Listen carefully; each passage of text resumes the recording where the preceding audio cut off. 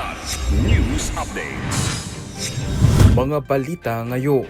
Demarche laban sa China inihain ng DFA kaugnay ng water cannon attack sa West Philippine Sea. Lisensya ng driver na nanakit ng mag-amang nagkakariton sinuspinde ng LTO. Mga bagong opisyal sa DPWH Bulacan itinalaga ni Dizon matapos ang issue ng korupsyon. Ako po si Cesar Soriano para ihatid ang nangungunang mga balita sa buong kapuluan ngayon. Naghain ng demarche o formal na diplomatic protest ang Pilipinas sa Chinese Embassy sa Maynila kahapon December 15 ayon sa Department of Foreign Affairs o DFA. Kaugnay ito ng paggamit ng water cannon laban sa mga mangingisdang Pilipino malapit sa Escoda Shoal sa West Philippine Sea noong December 12, kung saan 3 katao ang nasugatan at 2 bangkang pangisda ang nasira. Saad ni PCG spokesperson for the West Philippine Sea, Commodore J. Tariela, ang China na mismo ang umamin sa kanilang pangaharas matapos nilang sabihing gumamit lamang sila ng necessary control measures. Tinawag naman ng National Maritime Council ang pahayag ng China bilang lubhang nakakabahala at iginiit na hindi makatwira ng paggamit ng puwersa laban sa mga sibilyang mangingisda. Kasunod nito ipinag-utos ni Pangulong Ferdinand Marcos Jr. ang pagde-deploy ng mas maraming sasakyang pandagat ng Pilipinas sa strategic maritime areas para protektahan ang mga mangingisdang Pinoy.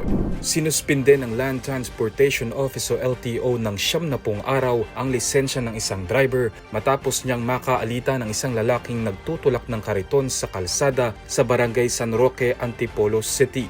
Kuha sa video na nag-viral noong linggo, ang driver ng Toyota Hilux na bumaba ng sasakyan, minura ang biktima at hinampas sa likod ng ulo. Kasama ng biktima ang kanyang anak na nakuhanan ding umiiyak matapos ang insidente.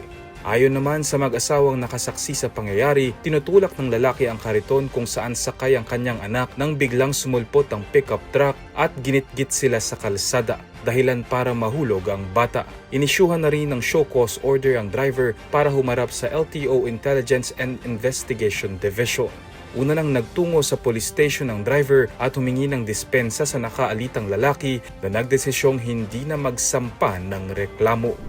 Itinalaga ni Public Works and Highways Secretary Vince Dizon ang mga bagong opisyal ng Bulacan 1st District Engineering Office kasunod ng pagkakasangkot ng dating pamunuan sa anomalya sa flood control projects. Si Engineer Kenneth Edward Fernando, 33 anyos, ang pumalit bilang District Engineer OIC, habang si Engineer Paul Henar Lumabas, 32, ang itinalagang Assistant District Engineer OIC. Ayon kay Dizon, bahagi ito ng mas malawak na internal cleansing ng DPWH na dose-dosenang kawani ang sinampahan ng kaso, sinuspinde o tinanggal sa serbisyo. Binigyang diin ni Dizon na agarang solusyon sa pagbaha at pananagutan ang inaasahan ng publiko.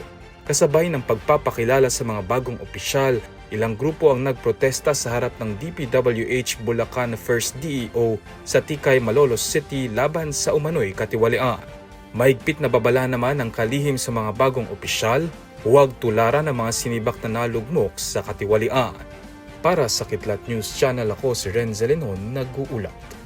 Ako po si Cesar Soriano, kasama nyo sa bawat pagputo ng balita.